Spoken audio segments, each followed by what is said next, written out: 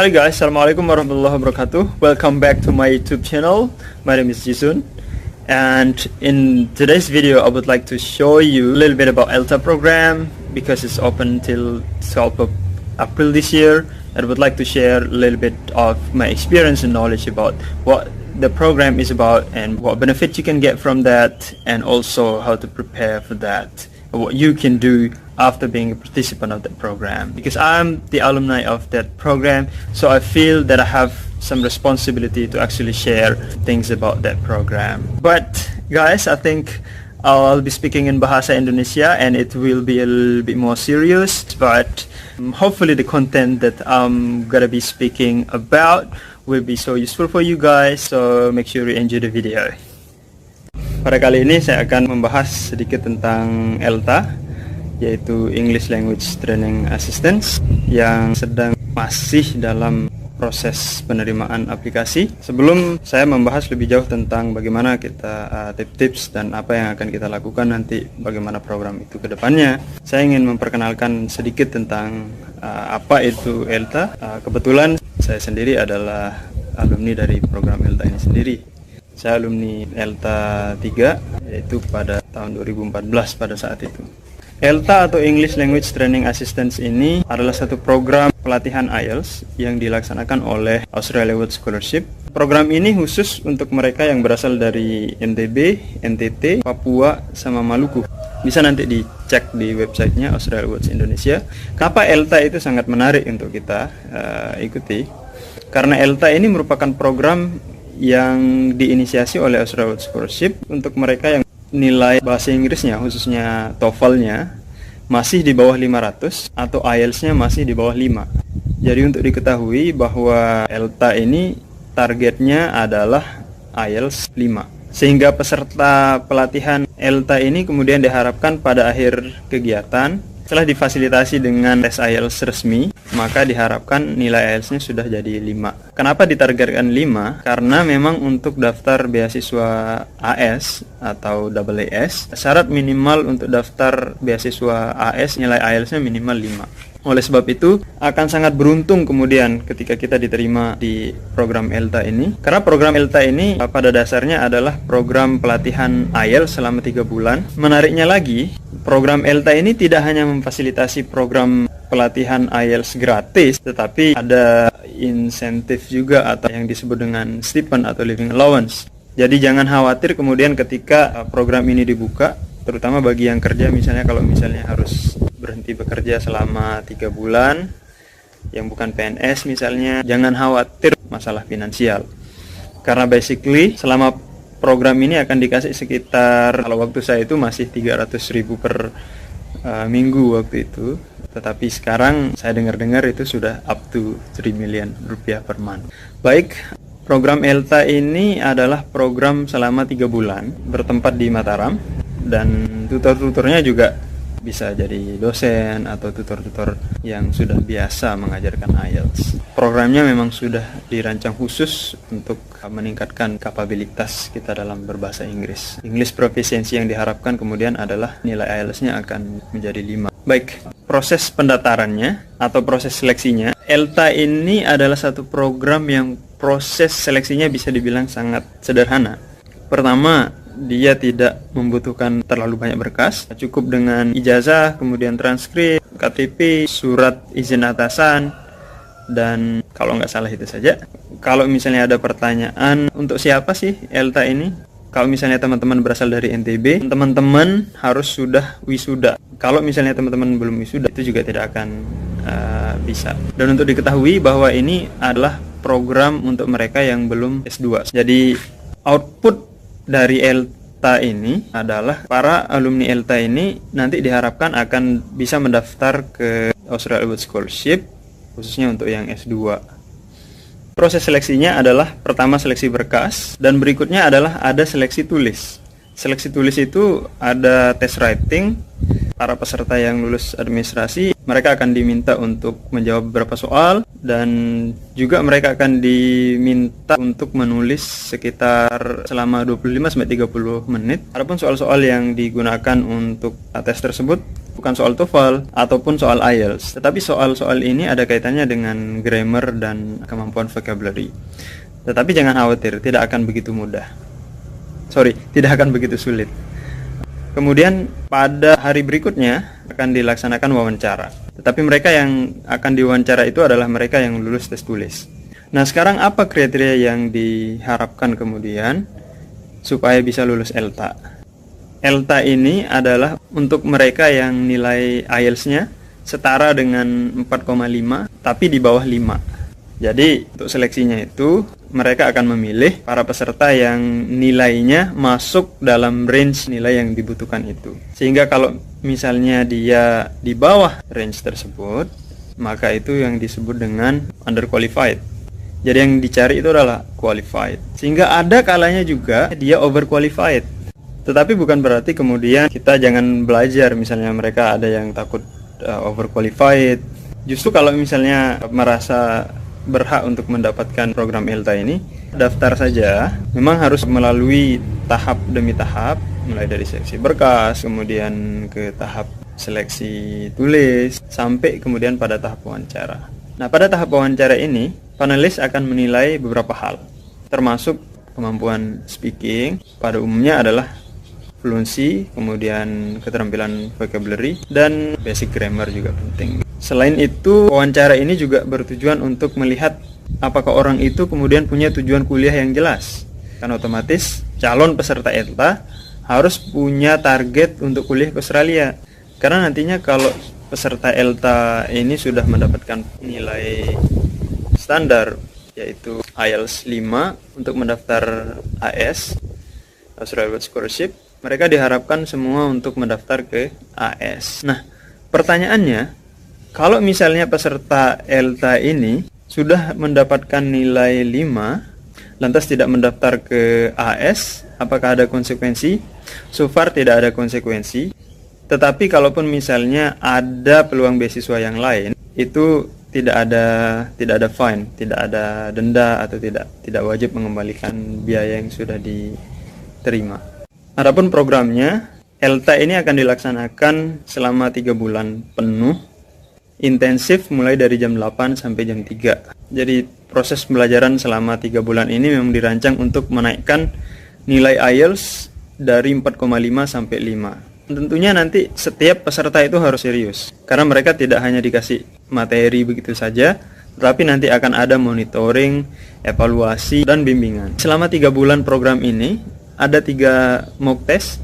Yang pertama itu di awal, kemudian yang kedua di pertengahan program, mock test 2, kemudian di akhir program. Dan setelah setiap mock test akan ada feedback yang akan kita dapatkan dari tutornya. Perlu diketahui juga bahwa pada program ELTA ini kita juga dikasih konsultasi.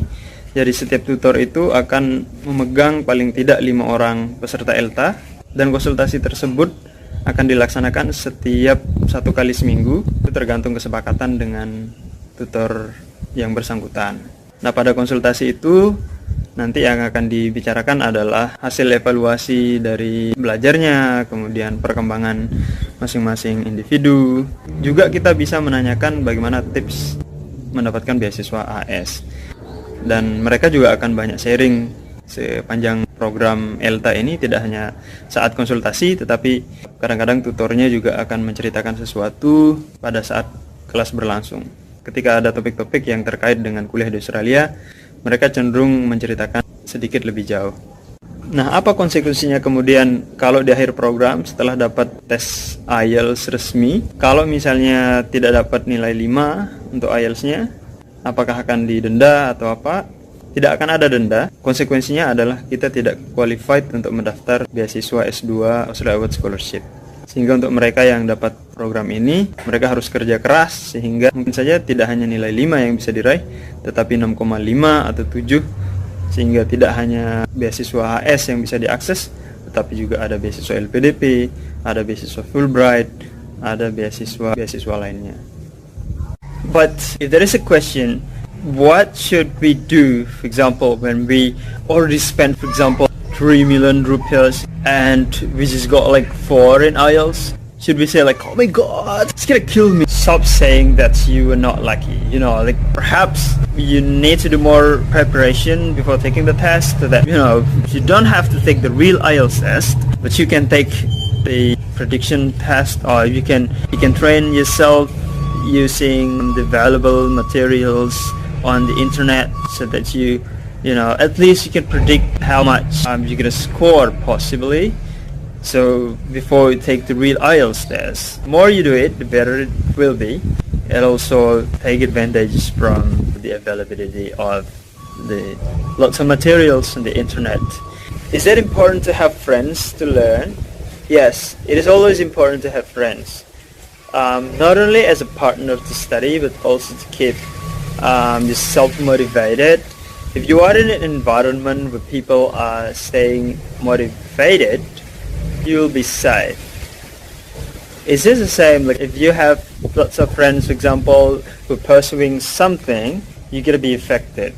And also, you know, having more practice all over and over is very important, because it's gonna improve your overall fluency.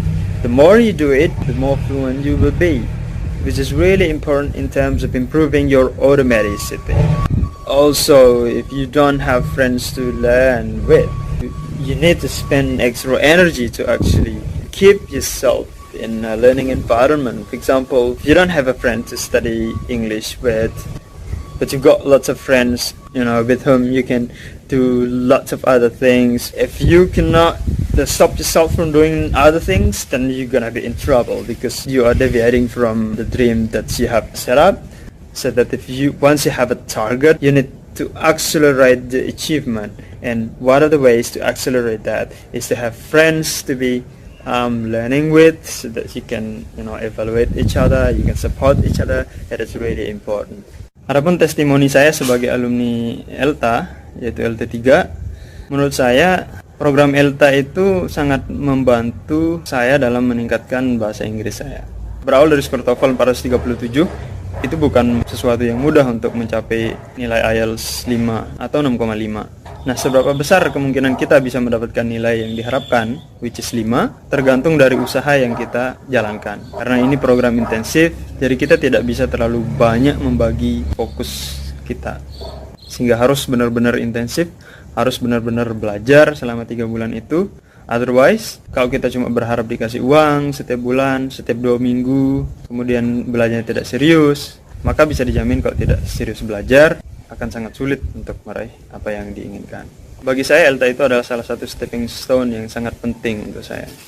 Karena pada saat yang sama, saat saya diterima ELTA, saya juga diterima oleh beasiswa LPDP. Dan sebelum saya dipanggil untuk pelatihan IELTS oleh LPDP, saya mendapatkan program ELTA selama 3 bulan. Persis setelah ELTA selesai, saya kemudian dipanggil untuk pelatihan IELTS lagi di Jogja waktu itu. Dan inilah kemudian mengapa saya mengatakan bahwa ELTA itu sangat membantu. Karena sebelum saya dapat pelatihan LPDP, paling tidak ada dasar yang kuat. Dan menurut saya, materi-materi yang diajarkan di ELTA itu sangat komprehensif, dan banyak sekali materi-materi itu yang sangat unik bagi saya. Tidak pernah saya dapatkan di tempat lain. Oh, there's one thing I forgot to say about ELTA. Jadi, yang diterima untuk kegiatan ELTA itu ada 30 orang. Akan dibagi jadi 2 kelas, 15-15. Sehingga kompetisinya sangat ketat. Dari sekian ratus bahkan ribuan yang daftar, yang akan diambil cuma 30. Okay? So you need to be mindful that it's really selective, it's really competitive, so you need to have more effort to actually get it. And talking about my experience when I was at ELTA program, I can say that I was the one whose English is the worst. Because as I said, like I started from a TOEFL score of 437. One day, when we just finished one reading test, the teacher asked me, "Jisun, how much did you get?" And I said 13. The teacher thought that I said 30, and she said like, "Oh my god, this is a huge improvement, congratulations." In fact, I replied again, "Ma'am, it's not 30, but it's 13." And everyone was laughing at me, but that didn't stop me from learning. Like, it doesn't mean that if you cannot do it now, if you cannot achieve it now, it doesn't mean that you will never achieve it. So just keep going with whatever plan you have. If you have a dream, then inshallah, if we keep going with that, no matter what, inshallah we can achieve it. And by the end of the program, I was able to get 5.5 with 6.5 in 6 in both the speaking and writing. I think 5 or 5.5 in both reading and listening, which is reasonable after having a 3-month IELTS training. So as I said, like, after the next 3 months I got 6, and the next 3 months again I got 6.5, and luckily I got 6.5 just at the end of the program that's provided by LPDP. So guys, what I wanted to share is that if I can, you certainly can. Another important thing about me myself is that my background is not English. I studied animal science for my bachelor degree, and I studied animal science for my master degree as well. So you know, none about English. But I just really like it when I started learning English. It started when I got a program in Australia in 2013. I went to Northern Territory for a study apprentice, which is a part of my fieldwork as a part of my bachelor degree program. I was lucky, but you know, you cannot judge how lucky you are. We just need to follow all the process and go through it. Inshallah, there's gonna be always the way. What else should I share? Like, I don't really know what to say, but it feels always enjoyable to actually share my experience and my knowledge, hoping that you guys can take something from it. Also, probably I will be sharing a lot about, for example, studying abroad, and also how to get scholarships step by step, and some processes related to that. But the thing is that we always need to manage our emotion, because we're not going to achieve anything by if we stop doing the process. If we keep going, no matter how slow it is, we're going to arrive there. But in this case, as we compete not only with self, but also we always compete with others in terms of having the scholarship, and also to get the opportunity. You know, we always need to be progressive, because once we stop doing something, people will continue doing things. You know, whoever grabs the opportunity, that person is going to be the person who will succeed. Again, it doesn't mean that we compete with others. When others win, doesn't mean that we lose. You know, like, our destiny or our recipe will never be interchangeable, or what to say, the blessings of God that He has determined for us will never go for other people. Keep going, stay motivated, and inshallah, whatever you dream, whatever you want to achieve, you will achieve it later at the end, and everything's gonna be beautiful at the end. Thank you so much, guys, for watching my YouTube video. Make sure you hit the like button, give some comments, and subscribe. Bye.